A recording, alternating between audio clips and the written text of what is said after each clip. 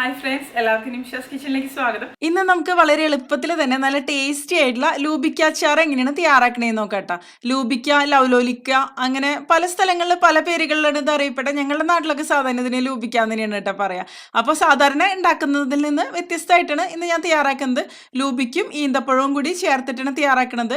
അപ്പോൾ നല്ല ടേസ്റ്റി ആയിട്ടുള്ള ഒരു അച്ചാർ തന്നെയാണ് കേട്ടോ. ഈ ഒരു റെസിപ്പിയിൽ ഞാനിപ്പോൾ ഉണങ്ങിയ ലൂബിക്ക ഉപയോഗിച്ചിട്ടാണ് അച്ചാർ തയ്യാറാക്കണത്. അപ്പം നമുക്കിത് എങ്ങനെയാണ് തയ്യാറാക്കണേന്ന് നോക്കിയാലോ. അതിനു മുമ്പ് നിങ്ങൾ ആദ്യമായിട്ടാണ് എൻ്റെ ചാനൽ കാണുന്നതെങ്കിലും ഒന്ന് സബ്സ്ക്രൈബ് ചെയ്തോളൂ കേട്ടോ.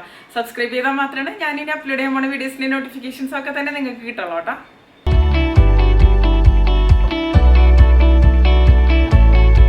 അപ്പോൾ നമുക്ക് വ്യത്യസ്തവും ടേസ്റ്റി ആയിട്ടുള്ള ലൂബിക്ക അച്ചാർ എങ്ങനെയാണ് തയ്യാറാക്കണേന്ന് നോക്കാം.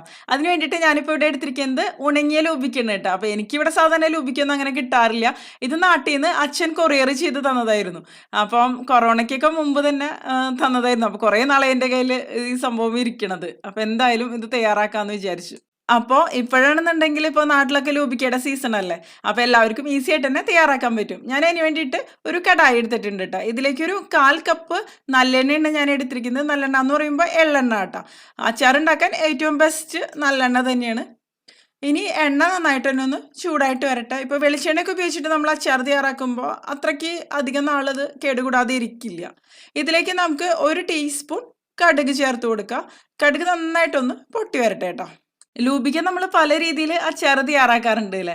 ഡേറ്റ്സും കൂടി ചേർത്തിട്ട് അച്ചാർ തയ്യാറാക്കുമ്പോൾ കുറച്ചും കൂടി നല്ല ടേസ്റ്റി ആയിട്ട് വരും. അല്ലാന്നുണ്ടെങ്കിൽ ലൂബിക്കയ്ക്ക് പുളി കൂടുതലല്ലേ. അപ്പോൾ ഇത് പുളി മധുരവും എല്ലാം കൂടി ചേർന്നിട്ടുള്ളൊരു അച്ചാർ തന്നെയാണ്. നല്ല ടേസ്റ്റി ആയിട്ട് തന്നെ വരും കേട്ടോ.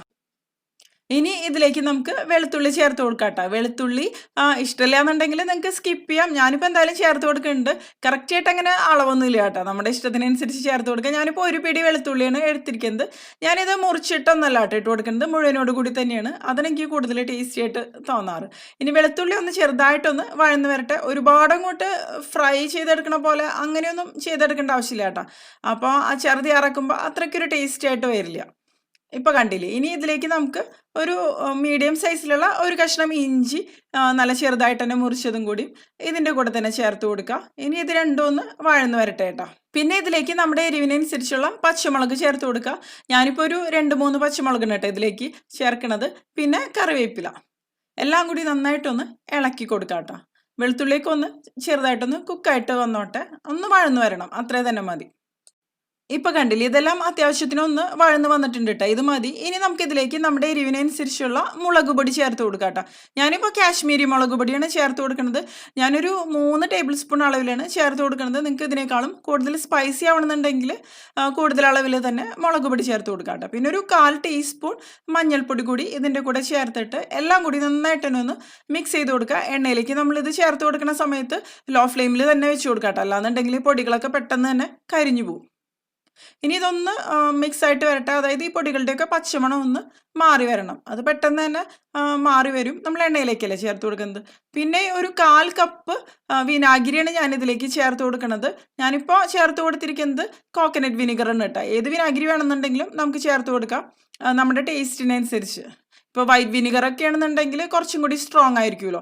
അപ്പോൾ അതിനനുസരിച്ച് ചേർത്ത് കൊടുത്താൽ മതി. പിന്നെ നമ്മൾ ലൂബിക്കല്ലേ ഇതിലേക്ക് ചേർത്ത് കൊടുക്കുന്നത്, ലൂബിക്ക അച്ചാറല്ലേ. അപ്പോൾ ലൂബിക്കയ്ക്ക് അത്യാവശ്യം നല്ല പുളി ഉണ്ടാവുമല്ലോ. അപ്പോൾ വിനാഗിരി ചേർക്കുമ്പോൾ ഒരുപാട് അളവിൽ ചേർത്ത് കൊടുക്കേണ്ട ആവശ്യമില്ല കേട്ടോ. ഇനിയിപ്പോൾ കണ്ടില്ലേ, ഈ ഒരു മിക്സ് നന്നായിട്ട് തിളച്ച് വന്നിട്ടുണ്ട്. ഇതിലേക്ക് നമുക്ക് ഉണക്കിയെടുത്ത ലൂബിക്ക കൂടി ചേർത്ത് കൊടുക്കുക. ഞാൻ ഉണക്കിയെടുത്തതിന് ശേഷം നന്നായിട്ടൊന്ന് കഴുകിയെടുത്തിട്ടുണ്ട് കേട്ടോ. ഈ ഒരു കപ്പിൽ 2 കപ്പാണ് ഞാൻ എടുത്തിട്ടുള്ളത്. ഉണക്കിയെടുത്തതിൻ്റെ അളവാണ് പറയണത്. ഇനി എല്ലാം കൂടി നമുക്ക് നന്നായിട്ട് തന്നെ ഒന്ന് മിക്സ് ചെയ്ത് കൊടുക്കാം കേട്ടോ. ഇപ്പോൾ ലൂബിക്ക അത്യാവശ്യം കുറച്ച് ഹാർഡായിട്ട് തന്നെയാണ് ഇരിക്കണത്. നമ്മൾ ഈ മിക്സിയിൽ ചേർത്തിട്ട് പിന്നെ ഒന്ന് കുക്ക് ചെയ്തെടുക്കും. അപ്പോൾ അത് സോഫ്റ്റ് ആയിട്ട് തന്നെ വന്നോളൂ കേട്ടോ. അല്ലാന്നുണ്ടെങ്കിൽ പിന്നെ നിങ്ങൾക്ക് സ്റ്റാർട്ടിങ്ങിൽ കുറച്ച് ചൂടുവെള്ളത്തിൽ അങ്ങനെ സോക്ക് ചെയ്ത് വേണമെങ്കിൽ വെക്കാം. പക്ഷെ എനിക്ക് തോന്നുന്നു ഇതായിരിക്കും കുറച്ചും കൂടി നല്ലത്. ഇനിയിപ്പോൾ എല്ലാം കൂടി നമുക്ക് നന്നായിട്ട് ഒന്ന് മിക്സ് ചെയ്ത് കൊടുക്കാം കേട്ടോ. ഞാനിപ്പോൾ ഇതുവരെ ഇതിലേക്ക് ഉപ്പ് ചേർത്ത് കൊടുക്കാതിരിക്കുന്നത് എന്താണെന്ന് വെച്ചാൽ ഈ ലൂബിക്ക ഉണക്കിയെടുത്ത സമയത്ത് ഉപ്പ് ചേർത്തിട്ടായിരുന്നു കേട്ടോ ഉണക്കിയെടുത്തിരുന്നത്. അപ്പോൾ പിന്നെ ഇപ്പോൾ ഒക്കെ ഉപ്പ് ചേർത്ത് കൊടുത്തു കഴിഞ്ഞാൽ ചിലപ്പോൾ ഉപ്പ് കൂടി പോകാൻ സാധ്യതയുണ്ട്. അപ്പോൾ നമുക്ക് അവസാനം നോക്കിയിട്ട് ആവശ്യത്തിനുള്ള ഉപ്പ് മാത്രം ചേർത്ത് കൊടുത്താൽ മതി കേട്ടോ. ഇനിയിപ്പോൾ ഇതിലേക്ക് നമുക്ക് ഈന്തപ്പഴം കൂടി ചേർത്ത് കൊടുക്കാം. ഞാനിപ്പോൾ ഒരു 30 ഈന്തപ്പഴം കുരുവൊക്കെ കളഞ്ഞതിന് ശേഷം ഇതുപോലെ ഒന്ന് മുറിച്ചിട്ടാണ് എടുത്തിരിക്കുന്നത് കേട്ടോ. ഈന്തപ്പഴത്തിനും അങ്ങനെ കറക്റ്റ് ഒരു അളവ് നമുക്ക് പറയാൻ പറ്റില്ല. പക്ഷേ ഈ ഒരു അളവിലുള്ള ലൂബിക്കയ്ക്ക് ഇത് കറക്റ്റ് തന്നെയാണ് കേട്ടോ. അതായത് നമ്മുടെ ടേസ്റ്റിനനുസരിച്ച് വ്യത്യാസം വരും. ഇപ്പോൾ ഈ ഒരു അച്ചാർ എന്ന് പറയുമ്പോൾ പുളിയും അതുപോലെ മധുരവും കൂടിയിട്ടുള്ളതാണ്. അപ്പോൾ നിങ്ങൾക്ക് ഈ അച്ചാറിന് കൂടുതൽ മധുരം വേണമെന്നുണ്ടെങ്കിൽ ഈന്തപ്പഴത്തിൻ്റെ അളവ് കൂട്ടാം. അതുപോലെ കൂടുതൽ മധുരം വേണ്ടാന്നുണ്ടെങ്കിൽ ഈന്തപ്പഴത്തിൻ്റെ അളവ് കുറയ്ക്കാം ട്ടോ. അപ്പോൾ അങ്ങനെ തന്നെയാണ്. ഇനിയിപ്പോൾ ഇതിലേക്ക് ഞാൻ ചൂടുവെള്ളമാണ് ഒഴിച്ചു കൊടുക്കുന്നത്. ഒന്നില്ലെങ്കിൽ നല്ല തിളച്ച വെള്ളം ഒഴിച്ചു കൊടുക്കുക, അല്ലാന്നുണ്ടെങ്കിൽ തിളപ്പിച്ചാറിയ വെള്ളം ഒഴിച്ചു കൊടുക്കുക കേട്ടോ. ഞാനിപ്പോൾ ഒരു 1.5 കപ്പ് ചൂടുവെള്ളമാണ് ഒഴിച്ചു കൊടുക്കുന്നത്. പിന്നെ നമുക്ക് നോക്കിയിട്ട് വേണമെന്നുണ്ടെങ്കിൽ ഒഴിച്ചു കൊടുക്കുക. കാരണം അത്യാവശ്യം വെള്ളം ഒഴിച്ചു കൊടുക്കേണ്ടി വരും. അപ്പോൾ തന്നെയാണ് ഇത് സോഫ്റ്റ് ആയിട്ട് വരുള്ളൂ ലൂബിക്ക. എല്ലാം കൂടി ഒന്ന് നന്നായിട്ട് തന്നെ ഒന്ന് മിക്സ് ചെയ്തെടുക്കുക. ഇനി ഇത് നന്നായിട്ട് തന്നെ ഒന്ന് തിളച്ച് വരട്ടെ കേട്ടോ. തിളച്ച് വന്നതിന് ശേഷം ഇത് സോഫ്റ്റ് ആയിട്ട് വരണം. അപ്പോൾ തിളച്ച് വന്നതിന് ശേഷം നമുക്കിത് പിന്നെ ലോ ഫ്ലെയിമിൽ വെച്ച് കൊടുത്തിട്ടാണ് ഞാൻ കുക്ക് ചെയ്തെടുക്കുന്നത്. ഇനി ഇതിലേക്ക് ഞാൻ കുറച്ച് ഉപ്പ് കൂടി ചേർത്ത് കൊടുക്കുന്നുണ്ട്. ഉപ്പ് നോക്കിയതിന് ശേഷം മാത്രം ചേർത്ത് കൊടുക്കാം കേട്ടോ. നമ്മൾ ഇത് ഉണക്കിയെടുത്ത സമയത്ത് കൂടുതൽ ഉപ്പ് ചേർത്തിട്ടുണ്ടെന്നുണ്ടെങ്കിൽ പിന്നെ ഈ സമയത്ത് അധികം ഉപ്പ് ചേർത്ത് കൊടുക്കേണ്ട ആവശ്യമില്ല. ഇനി ഇത് നന്നായിട്ട് തന്നെ ഒന്ന് കുക്കായിട്ട് ലൂബിക്ക ഒന്ന് സോഫ്റ്റ് ആയിട്ട് വരട്ടെ കേട്ടോ.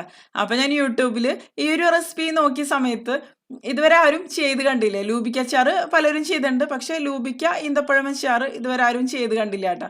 അപ്പോൾ ഇതുവരെ ട്രൈ ചെയ്യാത്തവർ എന്തായാലും ട്രൈ ചെയ്ത് നോക്കിക്കോളൂ കേട്ടോ. അപ്പോൾ കഴിഞ്ഞ പ്രാവശ്യം ഞാൻ നാട്ടിൽ പോയ സമയത്ത് അമ്മ ഉണ്ടാക്കിയിട്ട് അങ്ങനെയായിരുന്നു ഞാൻ ആദ്യമായിട്ട് ഇത് കഴിച്ചത്. അപ്പോൾ എനിക്ക് നല്ല ടേസ്റ്റി ആയിട്ട് തോന്നി. സാധാരണ നമ്മൾ ലൂബിക്ക അച്ചാർ തയ്യാറാക്കുമ്പോൾ അതിന് അതായത് നല്ല പുളി ഉണ്ടായിരിക്കും. അപ്പോൾ ഈ ഒരു അച്ചാറാകുമ്പോൾ അതിനേക്കാളും കുറച്ചും കൂടി നല്ല ടേസ്റ്റി ആയിട്ട് തന്നെ എനിക്ക് തോന്നി കേട്ടോ. ഇനി ഇതിലേക്ക് ഞാനൊരു 1/2 കപ്പ് ചൂടുവെള്ളം കൂടിയും ഒഴിച്ചു കൊടുക്കുന്നുണ്ട്. വെള്ളം അത്യാവശ്യം വേണം, അപ്പം തന്നെയാണ് നന്നായിട്ട് തന്നെ സോഫ്റ്റ് ആയിട്ട് വരുള്ളൂ. ഇനി ഇത് കുറച്ച് സമയം നമുക്ക് വെച്ച് കുക്ക് ചെയ്തെടുക്കാം കേട്ടോ. അപ്പോൾ നമ്മുടെ നാട്ടിലൊക്കെ എളുപ്പത്തിൽ അവൈലബിൾ ആയിട്ടുള്ള ഒരു ഐറ്റം തന്നെയല്ലേ ലൂബിക്ക. അപ്പോൾ ഇത് ഉണക്കി വെച്ച് കഴിഞ്ഞിട്ടുണ്ടെങ്കിൽ നമുക്ക് എപ്പോൾ വേണമെന്നുണ്ടെങ്കിലും അച്ചാർ തയ്യാറാക്കാൻ പറ്റും കേട്ടോ. ഇനി ഇതിലേക്ക് നമുക്ക് ആവശ്യത്തിനനുസരിച്ച്, അതായത് നമ്മുടെ ഫ്ലേവറിനനുസരിച്ച് കായത്തിൻ്റെയും അതുപോലെ ഉലുവയുടെയും പൊടി ചേർത്ത് കൊടുക്കാം കേട്ടോ. അതായത് ഉലുവയും കായവും വറുത്ത് പൊടിച്ചതിന് ശേഷമാണ് ഇതിലേക്ക് ഞാൻ ചേർത്ത് കൊടുക്കുന്നത്. അപ്പോൾ ഉലുവയുടെ പൊടി ഞാനൊരു 1/2 ടീസ്പൂൺ അളവിലാണ് ചേർത്ത് കൊടുക്കുന്നത്. പിന്നെ ഉലുവയുടെ പൊടിയാണെന്നുണ്ടെങ്കിലും അതുപോലെ കായത്തിൻ്റെ പൊടിയാണെന്നുണ്ടെങ്കിലും ചേർത്ത് കൊടുക്കുമ്പോൾ അളവ് ഒരിക്കലും കൂടിപ്പോയരുത് കേട്ടോ. കൂടിപ്പോയി കഴിഞ്ഞാൽ പിന്നെ അച്ചാറിന് നല്ല കയ്പ്പ് രസം വരും.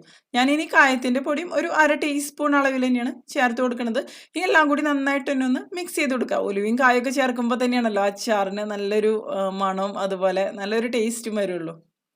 എല്ലാം കൂടി നന്നായിട്ട് തന്നെ ഒന്ന് മിക്സ് ആയിട്ട് വന്നിട്ടുണ്ട്. ഇനി ഇതിൻ്റെ ചാറൊക്കെ ഒന്ന് കുറുകി വരണം. നമ്മളിതിലേക്ക് ഈന്തപ്പഴം ചേർത്ത് കൊടുത്ത കാരണം ഇതിൻ്റെ ഗ്രേവിക്ക് അത്യാവശ്യം നല്ല തിക്കായിട്ട് തന്നെ വരും കേട്ടോ. അതിപ്പോൾ ഏത് അച്ചാറിലാണെന്നുണ്ടെങ്കിലും നമ്മൾ ഡേറ്റ്സ് ചേർത്ത് കൊടുക്കുമ്പോൾ ഗ്രേവി നല്ല തിക്കായിട്ട് തന്നെ വരും. ഇത് പിന്നെ ലൂബിക്ക ഉണക്കിയെടുത്തതായ കാരണം സാധാരണ നമ്മൾ അച്ചാർ തയ്യാറാക്കണേക്കാളും കുറച്ചും കൂടിയും അധികം സമയം ഇതൊന്ന് കുക്ക് ചെയ്തെടുക്കേണ്ടി വരും കേട്ടോ. ഇതൊന്ന് സോഫ്റ്റ് ആയിട്ട് വരാൻ വേണ്ടിയിട്ടാണ്. അല്ലാന്നുണ്ടെങ്കിൽ പിന്നെ തയ്യാറാക്കിയതിന് ശേഷം കുറച്ച് ദിവസം കഴിയുമ്പോൾ സോഫ്റ്റ് ആയിട്ട് വരും. ഞാനിപ്പോൾ ഇത് കുക്ക് ചെയ്ത് തന്നെ എടുക്കണം കേട്ടോ. ഒരു 2 ദിവസമൊക്കെ കഴിയുമ്പോഴേക്കും നമുക്കിത് ഉപയോഗിക്കാൻ പറ്റും. അപ്പോഴേക്കും ഈ ഡേറ്റ്സും എല്ലാം കൂടി നന്നായിട്ട് തന്നെ മിക്സ് ആയിട്ട് വന്നിട്ടുണ്ടാവും കേട്ടോ. ഇപ്പോൾ ഉണ്ടാക്കിയപ്പോൾ തന്നെയാണെന്നുണ്ടെങ്കിൽ ഏത് അച്ചാറാണെന്നുണ്ടെങ്കിലും ടേസ്റ്റ് നമുക്ക് അങ്ങോട്ട് കറക്റ്റ് പറയാൻ പറ്റില്ലല്ലോ. ഉപ്പും പുളിയൊക്കെ കറക്റ്റ് വരണമെന്നുണ്ടെങ്കിൽ ഒരു 2 ദിവസം അല്ലെങ്കിൽ ഒരാഴ്ചയൊക്കെ കഴിഞ്ഞാൽ തന്നെയല്ലേ കറക്റ്റായിട്ട് വരാം. അപ്പോൾ ഇപ്പോൾ കണ്ടില്ലേ ഇതിൻ്റെ ചാറൊക്കെ ഒന്ന് കുറുകി വന്നിട്ടുണ്ട്. കണ്ടില്ലേ ഇതിൻ്റെ ഗ്രേവി നല്ല തിക്കായിട്ട് തന്നെ വന്നിട്ടുണ്ട്. ലൂബിക്ക നല്ല സോഫ്റ്റ് ആയിട്ടും വന്നിട്ടുണ്ട് കേട്ടോ. അപ്പോൾ ഇനിയിപ്പോൾ നമുക്ക് ഫ്ലെയിം ഓഫ് ചെയ്ത് കൊടുക്കാം. ഇത് നമുക്ക് സ്റ്റെറിലൈസ് ചെയ്തതിന് ശേഷം ഉണക്കിയെടുത്ത ഗ്ലാസ് ജാറിലാക്കിയിട്ട് സൂക്ഷിക്കാം കേട്ടോ. നിങ്ങൾക്ക് പിന്നെ ഉണക്കിയെടുക്കാത്ത ലൂബിക്കയാണെന്നുണ്ടെങ്കിലും ഈ സെയിം രീതിയിൽ തന്നെ അച്ചാർ തയ്യാറാക്കാം കേട്ടോ. അപ്പോൾ തന്നെ അച്ചാർ തയ്യാറാക്കാനാണെന്നുണ്ടെങ്കിൽ ചെറുതായിട്ടൊന്ന് വേണമെന്നുണ്ടെങ്കിൽ ഉണക്കിയെടുക്കാം. കാരണം ഫ്രഷ് ആയിട്ടുള്ള ലൂബിക്ക വെച്ചിട്ട് അച്ചാർ തയ്യാറാക്കണേക്കാളും എനിക്ക് തോന്നുന്നു ചെറുതായിട്ടൊന്ന് വെയിലത്ത് വെച്ച് ഉണക്കിയെടുത്ത ഒരു ലൂബിക്ക തയ്യാറാക്കണതായിരിക്കും കുറച്ചും കൂടി ടേസ്റ്റ് എന്ന്. അത് പിന്നെ എങ്ങനെയാണെന്ന് വെച്ചാൽ നമ്മുടെ ടേസ്റ്റിനനുസരിച്ച് തയ്യാറാക്കാം കേട്ടോ. അപ്പോൾ കണ്ടില്ലേ നല്ല ടേസ്റ്റി ആയിട്ടുള്ള ലൂബിക്ക ഈന്തപ്പഴം അച്ചാർ റെഡി ആയിട്ടുണ്ട് കേട്ടോ. ഇതൊന്ന് തണുത്ത് വരുമ്പോൾ ഇതിൻ്റെ ഗ്രേവി കുറച്ചും കൂടി ഒന്ന് തിക്കായിട്ട് വരും കേട്ടോ. അപ്പോൾ കുറച്ച് ലൂസായിട്ട് തന്നെ നമ്മൾ ഫ്ലെയിം ഓഫ് ചെയ്ത് കൊടുക്കുക. അല്ലാന്നുണ്ടെങ്കിൽ ഒരുപാട് തിക്കായിട്ട് അങ്ങോട്ട് മാറും. അപ്പോൾ ഈ ഒരു രീതിയിൽ നിങ്ങൾ ഇതുവരെ ലൂബിക്ക അച്ചാർ തയ്യാറാക്കി നോക്കിയിട്ടില്ല എന്നുണ്ടെങ്കിൽ ഒന്ന് തയ്യാറാക്കി നോക്കുക കേട്ടോ. അതിനുശേഷം നിങ്ങളുടെ അഭിപ്രായങ്ങളൊക്കെ ഒന്ന് പറയുക. എന്തായാലും ഇഷ്ടപ്പെടും. പുളിയും മധുരവും അതുപോലെ എരിവും കൂടി ചേർന്ന ഒരു അച്ചാർ തന്നെയാണ് കേട്ടോ ഇത്. നിങ്ങൾക്ക് എൻ്റെ വീഡിയോ ഇഷ്ടമാകുകയാണെങ്കിൽ നിങ്ങളുടെ ഫ്രണ്ട്സിനും ഫാമിലിക്കും ഒന്ന് ഷെയർ ചെയ്ത് കൊടുത്തോളൂ കേട്ടോ. അതുകൂടാതെ നിങ്ങളുടെ വലിയ അഭിപ്രായങ്ങളൊക്കെ ഒന്ന് കമൻറ്റ് ചെയ്യുക. അപ്പോൾ മറ്റൊരു അടിപൊളി റെസിപ്പി ആയിട്ട് നമുക്ക് വീണ്ടും കാണാം.